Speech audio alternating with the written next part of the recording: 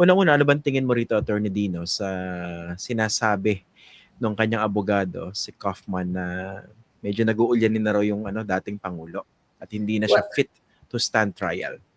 para sa akin, napaka-interesting yan. No? Napaka-interesting nung sinasabi niya kasi medyo nag-uulyanin na raw. Di ba, sinabi na natin dati pa na nag-uulyanin na nung pandemic pa lang, di ba? If you recall, I was the one who personally filed the case asking for the health records of Rodrigo Duterte because during the pandemic, ang sinasabi natin, the kit is the kit is the kit, yung mga naririnig natin, ang sinasabi natin, it looks like he is not fit to run the country at a time wherein there's great uncertainty, di ba? Pero pinatakbo na ng Pilipinas, di ba? Sabi lahat ng mga supporters noon, sabi lahat ng mga abogado niya, presidential spokesperson niya, si Harry Roque, ang sabi, the president is 88% healthy. May exact figures pa siya gano'n. So, sinulat ako siya, saan mo nakuha yung 88% na yan? Sabi niya, well, dinala ko sa Supreme Court, talo ka na dyan sa Supreme Court, diba? I think that was a grievous mistake by the Supreme Court to not even ask for a comment from the Solicitor General. Diba? It's a human institution, and this is one of those cases always cited in law schools na maling-mali yung Supreme Court sa tingin namin, no, na nagkamali talaga. In fact, sabi nga ng Justice Leonen, overly differential yung Supreme Court dun sa presidente. So pinatakbo niya yung Pilipinas, di ba? Whether pinatakbo niya well or not, that's beside the point. Pero ang pangalawa, very healthy nga to run for mayor. Di ba? Nanalo ka na mayor So para sa akin, ano ba ito? Drama ba ito? Pagka nakikita mo, pagka medyo ang hirap ng sitwasyon ng Pilipinas, biglang kunyari yung lakad niya, di ba? Tapos sabi niya pa nga, sa isang episode, dinadramahan ko lang sila dyan, nahihina ako. Pero alam niya yung ginagawa niya. No? So, itong significant cognitive impairment niya, para sa akin, no, to see is to believe, malaking drama yan. And hindi natin siya nakikita ngayon sa kulungan. Kaya tama rin naman ng ginawa siguro ng ICC na kailangan ipacheck siya sa sarili nilang doktor. Having said that, no, hindi pwede naman siya mag-absent trial kasi naka-acquire ng jurisdiction yung International Criminal Court. Nandiyan naman yung kanyang mga abogado. No? Pero para sa akin, sa aking palagay, this is wheelchair tactic just so that there will be delays in the trial. And alam naman natin siguro kung bakit gustong pigilan ni Rodrigo Duterte yung trial niya. No? Hindi ba parang contradictory din dun sa mga panayam na binibigay naman ng kanyang anak, si Vice President Sara Duterte. Di ba recently nakausap daw niya, okay naman yung tatay ko. Okay naman yung tatay ko. How would you reconcile that with the argument by the defense lawyer na hindi siya fit to stand trial, pero pag kinausap yung anak, okay naman yung tatay ko? Hindi ba yun, nagka-clash? Ano sabi ng anak niya? Okay naman yung tatay ko, tinawagan po ako nung Friday. Napag-usapan namin ng politika, napag-usapan namin ng flood control at corruption, napag-usapan pa namin ang love life niya. Di ba? So it's super weird na on the one hand, when tapang-tapangan ka pagka maliliit na tao at may hirap ang kalaban mo, gusto mo silang patayin lahat. On the other hand, lagi kang may sakit pagka institutions ang kailangan mong harapin, no? At like International Criminal Court. On one hand, pagka International Criminal Court, ang dami mong panusot na ipa-file mo officially. On the other hand, pagka usap mo yung anak mo, completely okay ka, di ba? So the tension is there, kaya nga hindi tayo naniniwala dito sa mga pinagsasabi ng kanyang abogado. Aside from the fact that alam natin na napakasinungaling ni Rodrigo Duterte, di ba? So sa akin, hindi niya deserve mabigyan ng benefit of the doubt when it comes to saying facts, no? Sa akin, kailangan i-verify talaga ng International Criminal Court yan dahil nanggaling na mismo sa anak niya. He is well.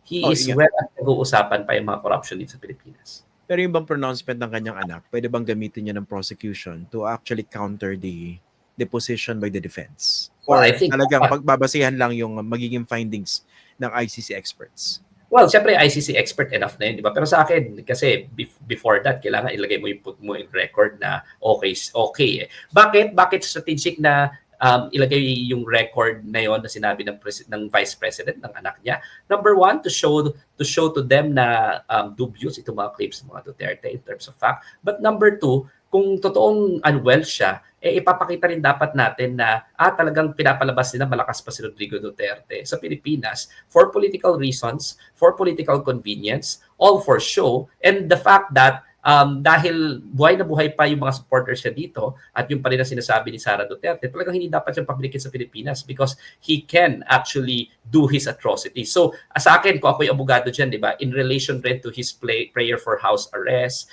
or being allowed to get out of detention, this statement actually contradicts that and would support na delikado talaga itong si Rodrigo Duterte na pabalikin apart from the fact na malakas pa, apart from the fact na pwede niya pang ulitin yung mga yan, talagang meron pa silang political show portraying him as strong because he is a fundamental part. Siya yung ulo ng mga followers niya Kaya dapat sa akin, kung ako yan, kailangan i-put on record. No? Pero gusto ko lang sabihin, Christian, no, na kahit naman siguro, buti lang hindi ako nag-aabogado sa mga kagaya ni Rodrigo Duterte. No? Pero siguro kung ako mag-aabogado sa kanya, i-delay ko rin i-delay ito. Bakit? Let's remember that at this point in time, in the stage of the proceedings, na-disclose na yung ebidensya sa kanila. Kasi required yan di ba? So may disclosure of the pieces of evidence to the defense so that they can go to trial. What does that mean?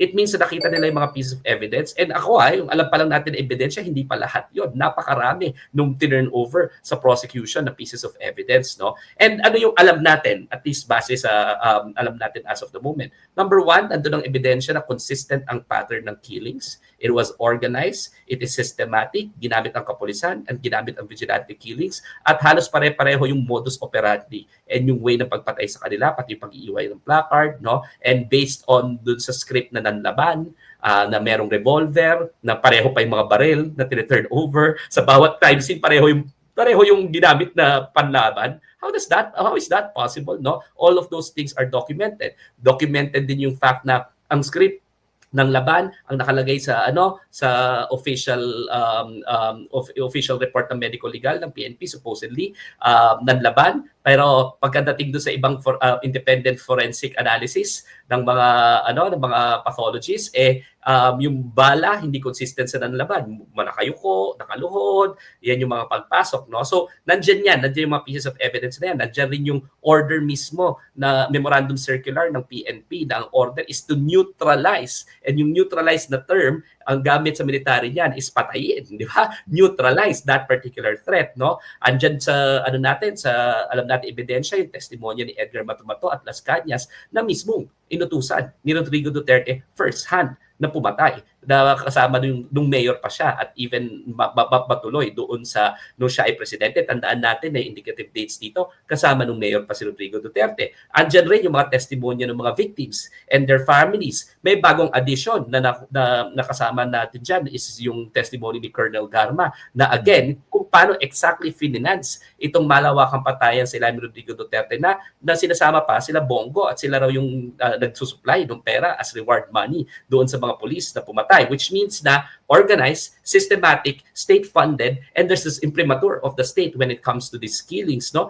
And of course, the strongest evidence of them all, the declarations of the president himself to go kill, no? Which is, in the rules of evidence, is a declaration against interest, which is very strong. So kung ako'y abogado, faced with overwhelming pieces of evidence, di ba, parang gusto ko na lang, i-delay na lang natin ito, matatalo tayo dito, hanggang mamatay ka na lang siguro dyan, at least hindi ka na-convican.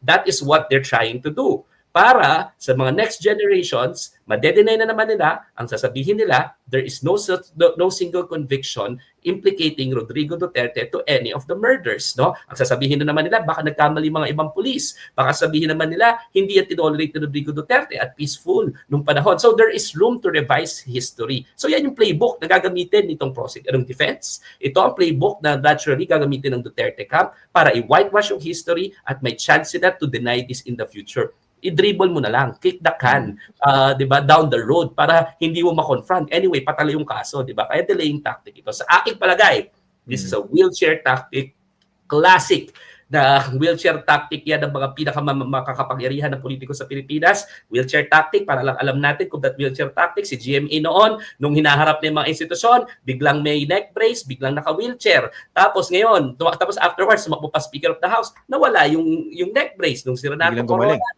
Oo, si Renato Corona nung iniimbestigahan doon sa limpak-limpak niyang milyon-milyon ng dolyar sa loob ng bank accounts niya, biglang naka-wheelchair pumunta na, 'di ba? Ang daming beses na natin nakita 'yan sa mga Blue Ribbon Committee investigation sa mga korte, pero lumalakas after, no? So sana hindi mag-eepekto sa ICC. I don't think it will be effective, and may sarili namang experts yung ICC to determine yung veracity nito. Pero baka totoo rin eh. Kasi sa totoo lang, alam naman natin noon pa na may sapak. May sapak ng Rodrigo Duterte. And hindi ako nagsabi nito ha. By the way, ang nagsabi nito is a regional trial court in Pasig that categorically found him to be suffering from psychological disorders including narcissistic personality disorder and antisocial personality disorder. At ang sinabi, hindi siya capable to provide empathy. Is this the word of Attorney De Leon? No. This is the word of an expert that he himself presented to the Regional Trial Court of Pasig, and in a final executory decision na anal yung kanyang kasal, di ba? So expert na rin sa local na nagsabi, kaya kung sinasabi ngayon mukhang hindi na siya well, meron talaga siyang history ng deficiencies. Parang napanood ko naman na ito ng pandemic, ito nga yung sinasabi natin noon pa na dapat hindi na siya presidente, dapat ilabas yung health records siya, dapat hindi siya nagpatuloy na mag-govern, no? So baka totoo eh. Ginagamit nila ngayon in their advantage, pero all those people around him were all in denial to the detriment of the Filipino people at a time when we badly needed a sane, rational, capable, competent chief executive in the middle of global uncertainty. Anong ginawa ng mga tao sa paligid niya? Hindi well siya. Pero ngayon, gamitin natin yon na hindi siya well. No? It's just absurd to me and amusing.